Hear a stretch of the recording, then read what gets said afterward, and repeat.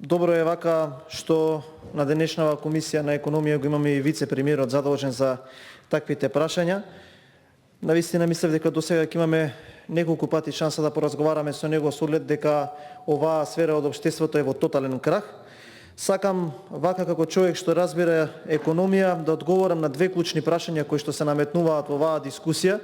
Прво, зошто и покрај Волку ревносно укажување дека се поништува правото, дека не се почитуваат законите во оваа држава, се бутка овој одговор, а понатака каде ќе завршат овие пари, заради тоа што сметам дека единствената суштина од оваа дискусија е дека народот треба да знае каде идат неговите пари. Лично сметам дека дискусијава требаше да заврши што и при првиот пат кога почитуваната професорка Силјановска Давкова зема збор, а и со овие укажувања не треба понатаму ниту една минута да седиме тука и да пробаме да го протуркаме ова, заради тоа што оној кој што е најповикан, оној кој што е реномиран професор на правниот факултет, која на ваков начин ќе ви даде оценка за вашите закони, предлог закони, најпрво што треба да направите е морално како личност да почувствувате срама, понатака да го повлечете на начин на кој што тоа треба да го направите, да го преработите, да го вратите во собранието, но знаеме дека почитувањето на законот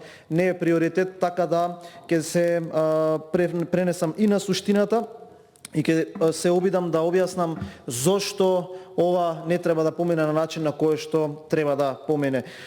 7 клучни забелешки имам, ќе ми дозволите да ги прочитам од материјалите што можев да ги видам од вашиот предлог закон. Прво, имате грешка во самиот закон и тоа почитуваната професорка декларативно ви го кажа аргументирано, поаргументирано не можеше. Второ, преплатувате 14 милиони евра повеќе. Тоа ви го расчисти колегата Ристевски. Трето, процесот за собственичко раздвојување ви доцни 1,5 година. Четврто, бирото за вештачење не ви е надлежно да ви вештачи за овој предмет. Петто, давате можности со платена сума Макпетрол утре да ве изврши и повторно да си го превземе монополот, што значи ние како држава можеме сега да им ги исплатиме овие средства, а вие заради тоа што вака ги правите овие договори и спогодби, Макпетрол утре може преку една постапка да ви изврши и повторно да го заземе монополот на овој предмет. Шесто, во самата спогодба немате сметка на Макпетрол на која што би легнале парите. Значи, кога се склучува еден договор, еден бруцош на правниот факултет, јасно ќе ви каже кои детали треба да бидат застапени. За жал, овде не сте нашле за сходно да го проверите ни тоа. И седмо, правобранителот ви дал негативно мислење. И тоа го расчисти колегата Ристевски. Што овде може да се забележи? Дека ние евидентно се враќаме во времето на 90-тите, тоа е во сите сфери на општеството, каде што богатиме една група на луѓе со државни пари. Односно, народот плаќа, а неколкумина олигарси блиски до власта се богатат. Тоа е фактот, тоа е аргументот. Јас многу почитувам луѓе кои што го почитуваат правото, но за жал морам да констатирам дека борбата за право со овие луѓе е како борба со ветерници, заради тоа што тоа на нив не им е важно. Што е важно? Важно е да се збогатат неколкумина луѓе со парите на граѓаните, оние кои што плаќаат даноци, оние кои што допринесуваат за да има повеќе пари во буџетот за да се градат проекти кои што ќе им донесат повеќекратен бенефит, тие пари да завршат кај неколкумина газди кои што исто како во 90-тите ќе ја поддржуваат владеачката структура на СДСМ. Понатаму, сите спорови треба да ги решаваат или судовите, или арбитражни органи, дали внатре во одредени асоциации, дали други органи кои што се поставени за овој начин да ги решаваат споровите, и ова треба да го знае оној кој што има минимално економско знаење, а треба да го очекуваме особено посовршено и подетално да го знае вице-премиер за економски прашања. Господа од власта, тоа го зборував и изминативе периоди, а ќе го зборуваме натака. Немојте да мислите дека за сите овие работи нема да се понесе одговорност. Заради тоа што согласно кривичниот законник и законските норми на Република Македонија има неколку норми кои што се прекршени и има доста членови кои што се прекршуваат со оваа спогодба.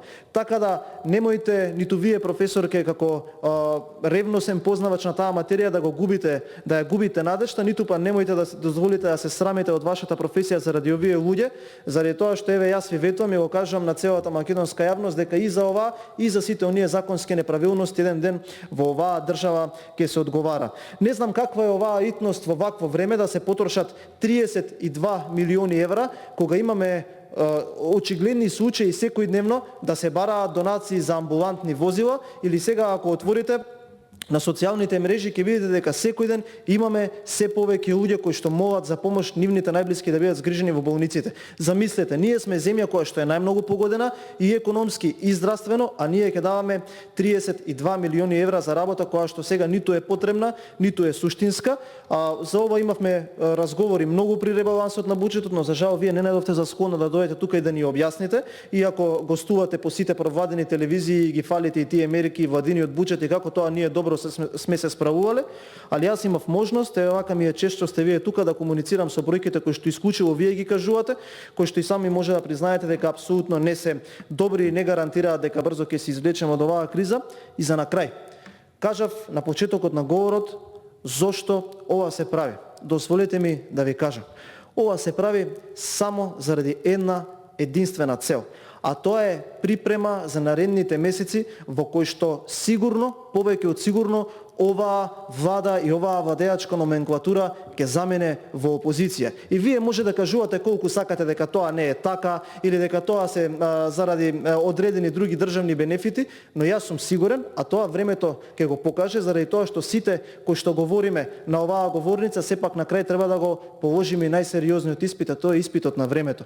Ова не е ништо друго освен можност да се иседат парите на државата, да се дават на олигарци кои што се блиски на владеачката партија, за да може наредните месеци кои што ќе бидат обременети со лошите политики кои што во континуитет ги терате и кога ќе бидете соочени со одговорноста, полесно да ги поминете месеците, а и верувам јас годините кои што ќе ви престојат, а кои што ќе ги поминете во опозиција. Ви благодарам.